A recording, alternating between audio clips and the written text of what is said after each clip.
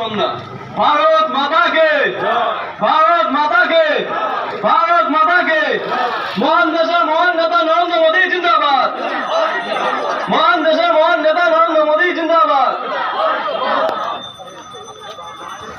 আমাদের এই সভা পঞ্চায়েত নির্বাচনের পর যে অত্যাচার হয়েছে সেই অত্যাচারের প্রতিবাদে এই সভায় উপস্থিত আছে গয়েশপুরের প্রথম বিজেপি পতাকাধারিণী ও রাজ্য কমিটির সদস্য দীপা বিশ্বাস মহাশয়া ও গয়েশপুর কনভেনর সঞ্জীব দা মহাশয়া ও বনগাঁ সাংগঠনিক জেলার আমার কিষাণ মোর্চার সভাপতি ও যখনই বারবার সমস্যায় পড়িস তাকে বললে সে আমায় সবসময় সাহায্য করে সুভাষ দাস মহাশয় ও এসটি মোর্চার সভাপতি শ্রীনিবাস দাদা ও কল্যাণী বিধানসভার কনভেনর জয়দেব দা এবং বনগাঁ সাংগঠনিক জেলার মহিলা মোর্চার সভানেত্রী সহসভানেত্রী মীরাদে এবং এখানে উপস্থিত আছে প্রচুর কার্যকর্তা, তাদের নাম দিতে পারছি না, আমাকে ক্ষমা করবেন। এবং আমার সামনে সর্বোপরি আমার সামনে উপস্থিত আছেন আমার দেবতুল্য কর্মীরা ও কার্যকর্তারা, তাদেরকে আমার তরফ থেকে গৌরী অভিনন্দন ও নমস্কার জানাই। বন্ধুগণ, পঞ্চায়েত ভোটের পর যে অত্যাচার হয়েছে সেই অত্যাচারের পর আমাদের ভারতীয় জনতা পার্টির কর্মীরা অনেকে ঘর ছাড়া। এই অবস্থায়ও যেইভাবে আমাদের কর্মীরা ভারতীয় জনতা পার্টির পতাকা নিয়ে রণে মনে জঙ্গলে এবং মাঠে ঘাটে যেইভাবে লড়াই করছে তাদেরকে আমি আমার তরফ থেকে নমস্কার জানাচ্ছি। এবং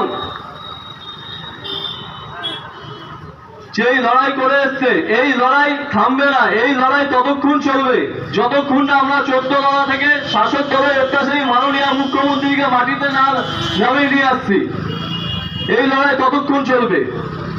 তৃণমূলের বড় বড় নেতারা যে বলে আমরা প্রচুর ভোটে জয়ী হয়েছি, কিন্তু আপনারা একটু ভেবে দেখুন তৃণমূল কংগ্রেস বলতে কিছুই নেই।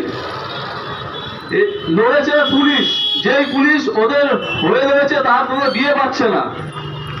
সেই মাননীয়াকে বলতে চাই সেই পুলিশকে একটু নিরপেক্ষ বা একটু সরিয়ে রাখুন বা নিরপেক্ষভাবে ভোট করাতে বলুন, তাহলে দেখবেন ভারতীয় জনতা পার্টির কর্মীদের কোনো সময় লাগবে না এই অত্যাচারী শাসককে সরাতে।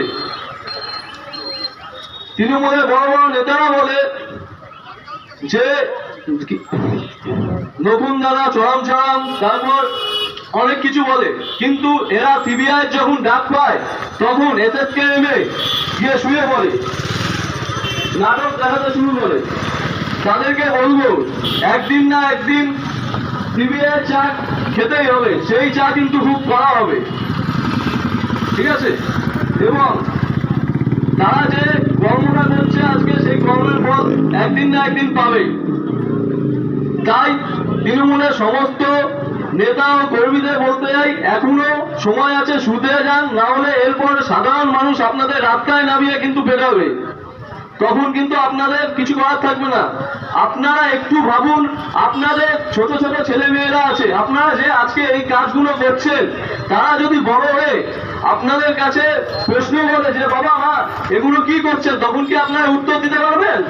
পারবেন না। আপনাদের নিম্নতর যদি লজ্জা থাকে তাহলে আপনারা এখনো শুধরে যান।